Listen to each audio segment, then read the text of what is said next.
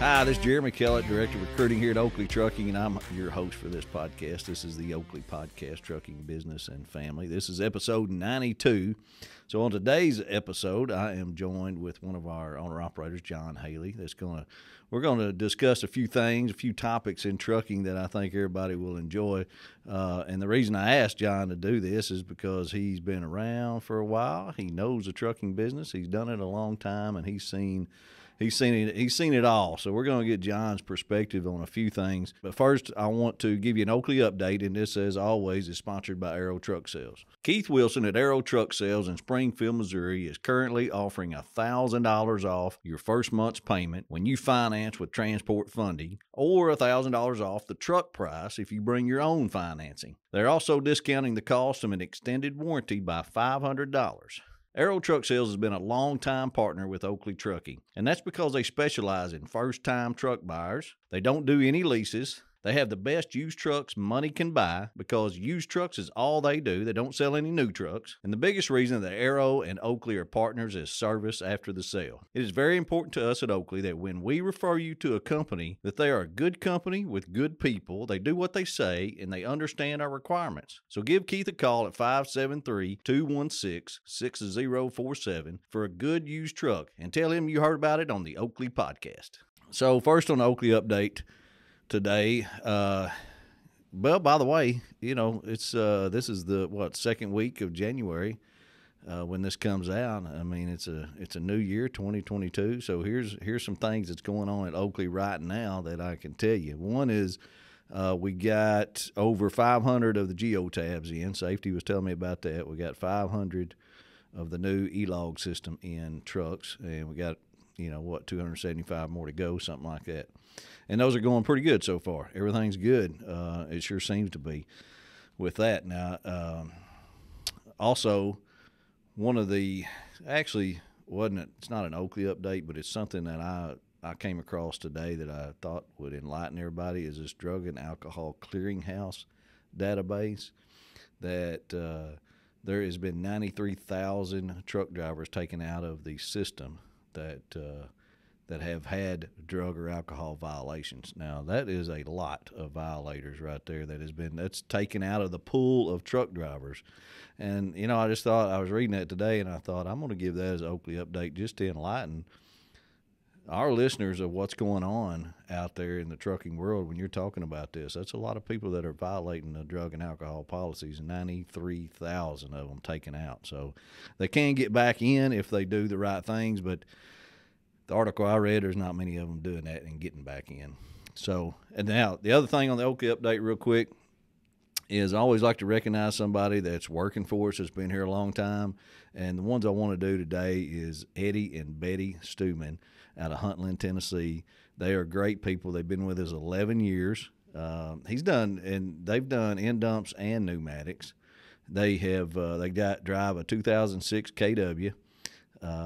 They started on end dumps, but now they pull a pneumatic tank. And I'm going to tell you, they're just some of the finest people you'll ever meet, as genuine people as they can be. And it's always a pleasure working for them and get to see them. They come in and visit with us all the time, and just all around good people. And I asked their dispatcher what he had to say about them, and Sawyer said they're very flexible and willing to run extra when we need the help. They're great with paperwork, and we'll do whatever we need them to do. So good people right there. Congratulations on 11 years, Eddie and Betty Steuben. We appreciate you.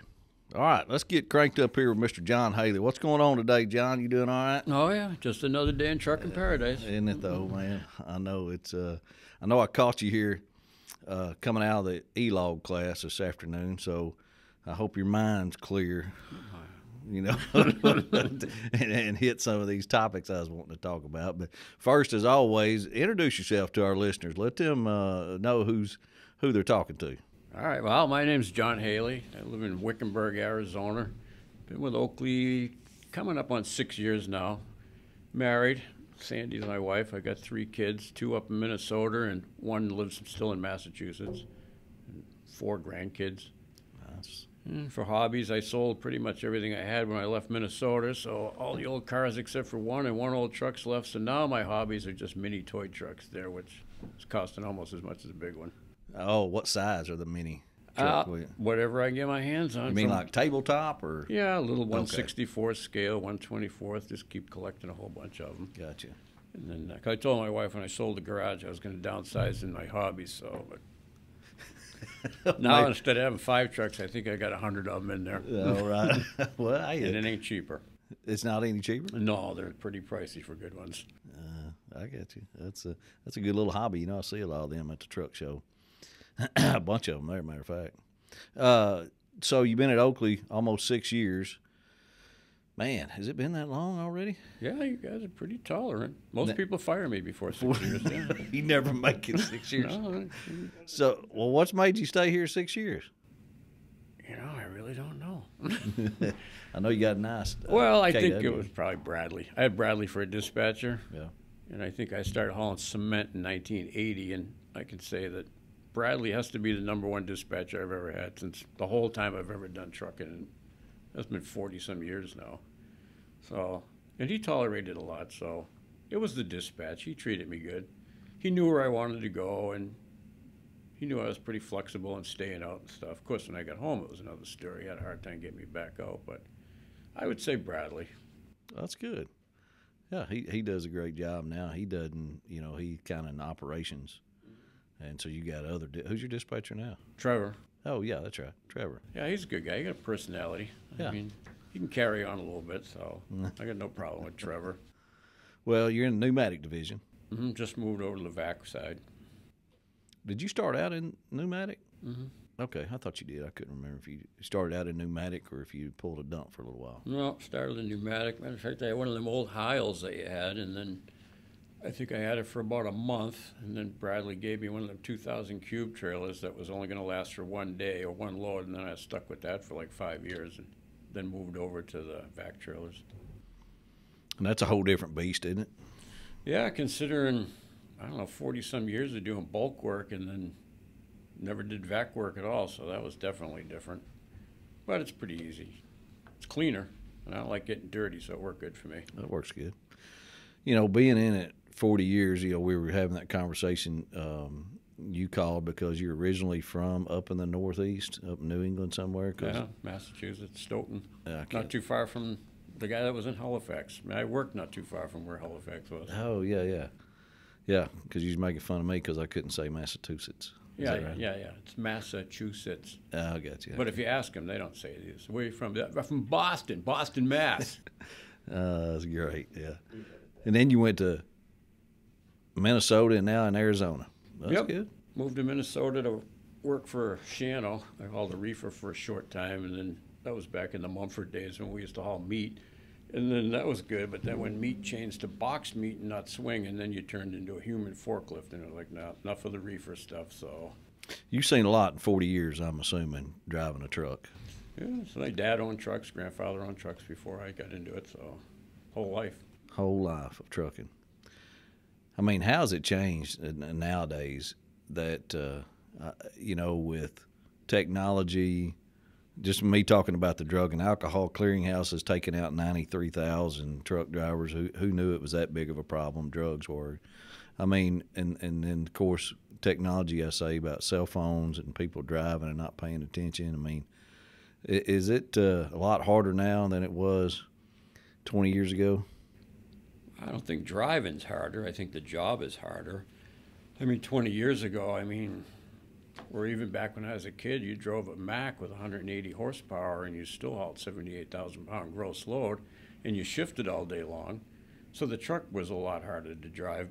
But, I mean, the job itself was easier because people treated you a little different, I think, back then. But I think drivers treated people different back then. Because when my dad had drivers, they weren't called drivers, they were called chauffeurs back then.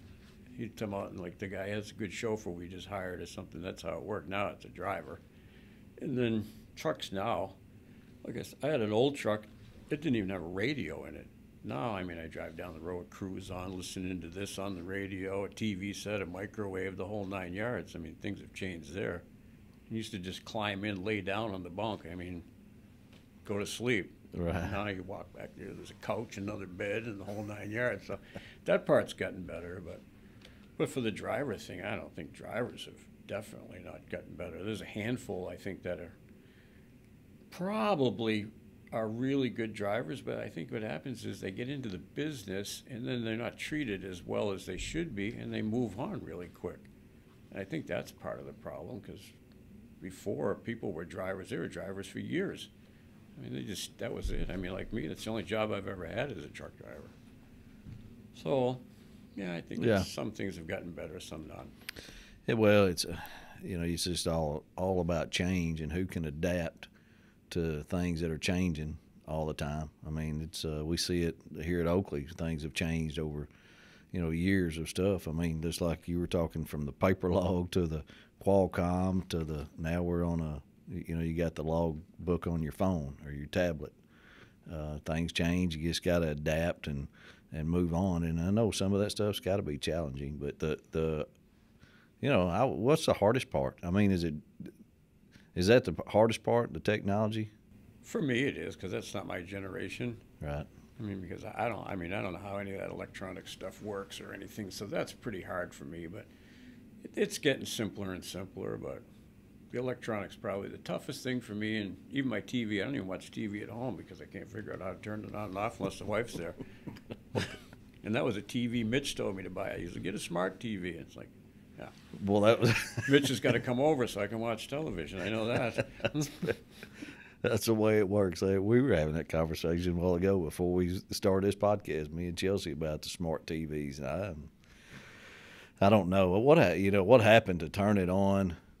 I told my wife, I said, I'm going back to cable. That's what I want. I'm going back to cable. Make it simple. Turn it off and on. Plus, it'll stay on during a storm. It won't go out. So, but I don't watch enough of it to make any difference either. I got a TV in the truck, never get turned on. Hey, I know I was going to ask you the health. You've lost a bunch of weight. Yeah, that was from one of your podcasts from way back, from John. I never got to talk to him, but I talk to his office, calls me every week. But then, that worked good. It was, I took it as a kind of a joke, and I'll see what happens here. And I lost 27 pounds, and didn't really have to work at it at all. Just followed the simple instructions and didn't change much what I was doing. And still, it's not cutting into my daytime or anything. It's just easy. Just simple adjustments? Pretty much. I mean, the things, my bad habit was that I had to do right off the bat was I would go to bed and I'd lay there with a can of ginger ale and a package of potato chips and read a magazine or a book and chomp that down while you're laying in bed. So I gave those two things up right away. And then they give you the information on there. I asked a question, and it was like, what's the perfect breakfast? And the woman from my coach, there's no perfect breakfast, but this is a thing that you could look up. I'm like, well, I don't want to be looking information up. I want you to tell me. Well, you look it up and you find a whole big bunch of things of information. And then when you start putting all that together, things become pretty easy. And I didn't do much of anything. I had to walk 7,500 steps is what they ask you to do in a day, which, believe it or not, you don't walk very much if you work a hard day and you don't do much, 2,000 steps. Yeah. But you can buzz 75 off pretty quick, and I'm up to probably, on an average day now, 9,000 or 10,000. Some days more. If I go home and I do the treadmill, I can run it way up. You just do that in the parking lot or wherever you stop? Yeah, just it adds up over the day. Usually I try to do it. I'll try to get 2,000 in the morning before breakfast. Just get right. I mean, that doesn't take long. You can do 2,000 steps pretty quick. And then supper time comes up. I look at my little reader thing, and if it's got 6,000 steps, I'll make up the 6 to the 10, because I like to give at least 10, and then get the 10 before supper. That's the promise, because if you eat first, I ain't going to do nothing but lay in the truck.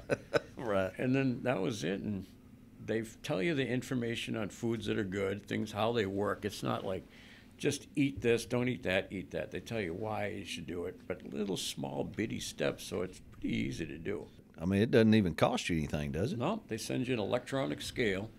Do you have to have a CDL to do it? Did you ever have to show that yourself? No, it was I can't easy. remember. It's back in April is when it was, because I just called up the number and I got one of John's workers, and then she run through the whole thing, because she sets it up on your phone, because they send you over a podcast, and then they do all that for you right over the phone, because I'm not good with that stuff. So they send it all over to me. They send you an electric scale in the mail, and then you weigh in the morning or whatever time you choose, and it automatically sends it to the people that keep track of your Almeida stuff or whatever the name is. I forget now. They keep track of it, and then it keeps you track. You put your meals in, what you ate in the morning, lunch, dinner, snacks. That's all you really had to do, and then they don't tell you you're doing it right. They don't tell you you're doing it wrong. They don't say don't eat this, don't eat that. They give you suggestions, and if you follow it, It works. yeah. Because I think I'm probably 171 this morning, and then I think I started off as 198 or something like that, and then I think it was 207 was my highest. But it's just always goes down. There's a little graph on it. But when I went and got my last physical for you guys, the doctor says, well, you should be under 180. I was like, yeah, okay, right. Well, getting down to the 180 was a piece of cake. And then what happened, because they set you a goal, and then the next goal was 170, I think. That was a little tricky because I think I weighed 160 when I was at school, and I never seen 170 since then.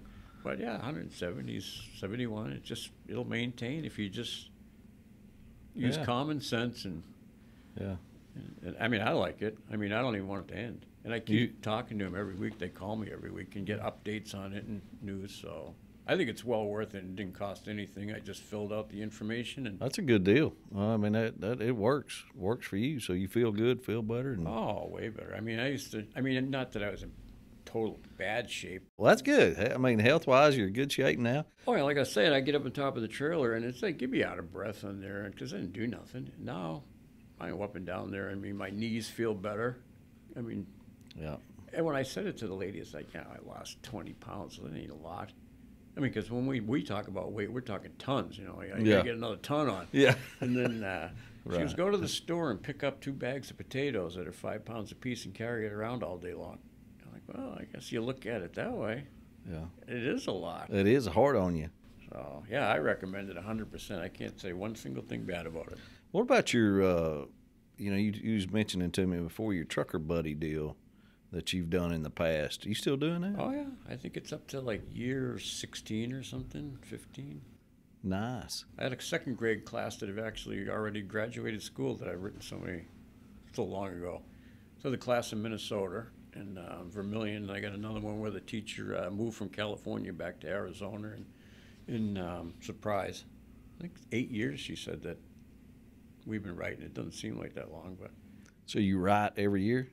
Yep. And then I had 2 classes. I had the first class. I had a class in New Jersey, and the teacher dropped out, so they assigned me asked me to do the one in California if I just finish a year off because she lost her driver. And then, sure. And then I just stayed with it. And then. So what's your responsibilities with that? You just send them a letter where you've been or a card. I use postcards because you can take 5 minutes to write a postcard out.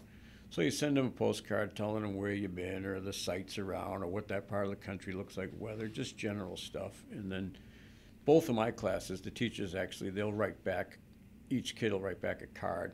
And I don't do any on emails at all because I can't figure that stuff out. But then I just write them back letters and send the cards to them. And then sometimes I'll do a coloring contest. I got an old coloring book with truck pictures in it, and I'll take a truck picture, put a couple boxes of crayons or paints in there for prizes, and the teacher gets a coloring contest for them. So they're pretty happy with it because, Well, I bet.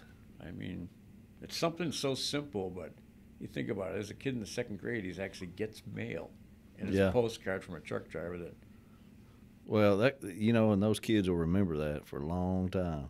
yeah, that's what the principal of the school says. Like, it's just, you can't believe how many people, their mothers, because it's a Catholic school, so they still see them in church, because plaque cards was my thing. I sent them a plaque card in the little orange book where I was hauling chemicals.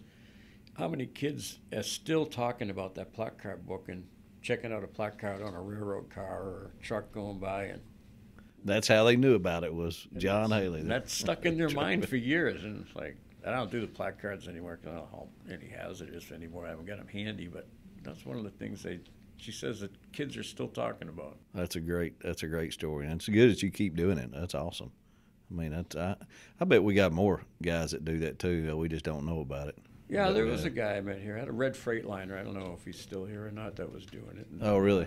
I just was lucky because I think I was like Trucker Buddy of the Year for 2 years in a row. And then or not 2 years in a row, but 2 years over all the time. And then what happens when you get to be driver of the year, the school gets a $500 gift card or something they spend money on for school supplies. So, so yeah, it's a good program. I like it.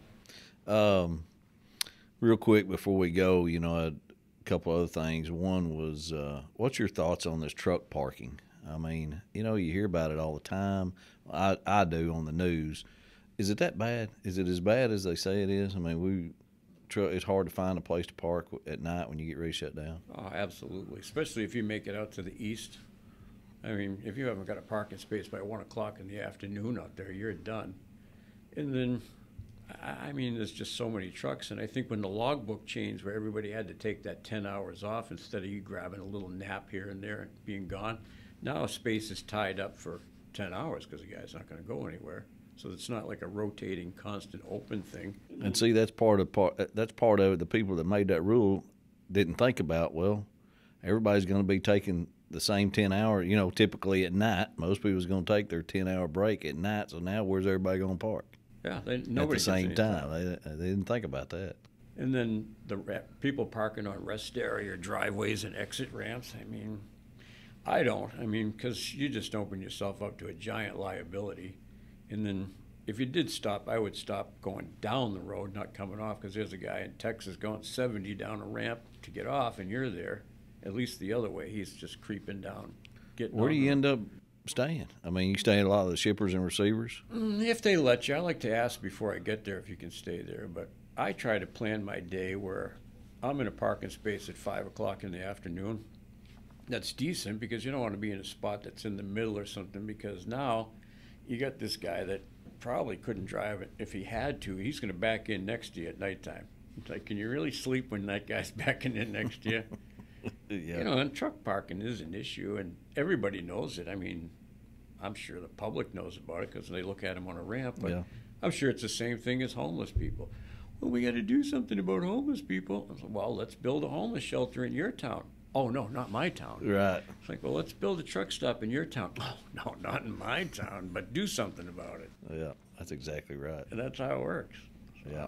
But it's bad, but I try to plan it out. I either want to start at work and drive all night till morning, or got to be parked at 5 o'clock or so, or just take the gamble of, you know, finding a place to park. And, you know, truck stops are making a fortune because they're selling you a parking space every time because they know people are going to park now. Or so you talking about the reserve spots? Yeah. I mean, that's a little ridiculous. You can go in and buy $400 worth of fuel and want to go take a shower, but you can't find a place to park. I mean, but you can buy a spot to park. Reserve it before you get there? Yeah, I understand it's an issue, but you know, if you're going to pay to park, I think they should charge you like when you get in the gate, like when you go out to Ontario. Everybody pays, and then they're in and out, but if you get there early, you get a bonus because you can park for free. But if you wanted to work a little harder, well, you're going to pay for a spot. Yeah. I mean, you're going to have to take 10 hours. You need some services there. I mean, if you're going to be there 10 hours, you need to be able to be at a truck stop or somewhere where there's something. You know, you can take a shower or restroom or eat and all that. I mean, I would think, but. Yeah, it makes it tough on a guy that gets a spot. Well, I mean, I've loaded at places you got to leave the shipper and you got to park out in the street and you can't go nowhere. I mean, what do you do? I mean, yeah. If you're driving that old truck that you couldn't do nothing but lay down, and you're going to starve to death there. But at least now, you do have a TV set. You have some comforts, but it's still, there's no shower, no bathroom, no restaurant. So either they let you use their bathrooms and stuff, and you have your own food. Last thing I got, and this is kind of putting you on the spot. Any good stories while you've been at Oakley? Any, whether it's with loads or with interesting things that's happened, or while you've been at Oakley, you think of anything? Well, a lot of things have happened. Like I said, probably my best buddy Mitch. I mean, yeah. There's some stories right there. And, right. But yeah, I mean, I've run into a lot of good friends here that, I mean, I'll probably know him forever. There was a guy when I first came here, Mark, they wanted me to ride with, and he's been gone for quite a few years, but we still in contact. Oh yeah, he's a nice guy. And Mitch, I think he'll be around forever. And then, yeah, I mean, I could probably sit and think of a whole bunch of them, but. You've made some good friends here. Oh, absolutely. And I mean, the people in the office have been really good. And then, like I said, Bradley, 40-some years, and nobody's going to beat Bradley. Right. Yeah, the VAC things worked out good for me. I'll stay there till I retire, but which was going to be last September that just went by, too. But then, You still got some years in you. well, the wife's got some health issues, so I figured I'll work till she can't take it anymore, until Trevor gives me a bad load, and then I'll retire. Yeah. Because he asked me that, when are you going to retire? I was like, as soon as you send me to New York or up in that northeast section. That's the day, huh? Yeah, because I don't want to go to any state that touches the ocean. I'll bend a little on the Gulf of Mexico. I just want them big square ones because I don't need to go to any ocean states. It's not bad. Or Eastern time zone. And my parents live out there, and then I'll go out there. You got to go out there and see them. They can come see me. It's nice at my house. I mean, it's 70 degrees. Oh, me, John. Well, it's been. I hope we got you a few more years. Hopefully, Trevor won't send you up to any of those places and it'll be your last day. We're going to keep you around for a while. Trevor treats me good. I can't say anything bad about him. Well, you've done a good He's job. not a Bradley, but he's good. You've done a good job here, man. We and that's no kidding. We try to find guys. You know how hard it is finding owner-operators like yourself. I mean, that been doing it a while. A lot of them are on the brink like you are of retiring. A lot of them have retired this year. I was going to try to go for the 100 or the million-mile mark here, but I don't think I got that many years because I only probably at 500,000 maybe now. Yeah. So I got to go another 5 years to get that because you could ask Bradley. When I go home, I'm there for 6 weeks, so it's hard to add up 10,000 miles a month when you're home. But That's no, all right. I do okay here. I can't complain. Well, we appreciate having you. We enjoy having you too, John. It's always good to visit with you and stuff. And I appreciate you.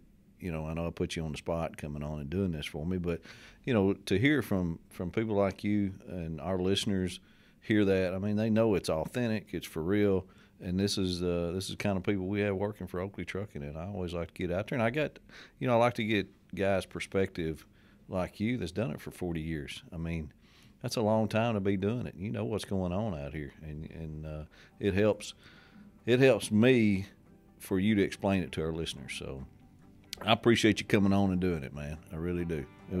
It was good stuff. I'm glad you had me. Yeah, glad to do it. Well, I appreciate everybody listening to the Oakley podcast. You know, again this week, appreciate John Haley coming on with us and hanging out with me for a little while, and looking forward to the new year coming. 2022 is going to be a good one. Y'all stay with me, and we'll talk to you again next week.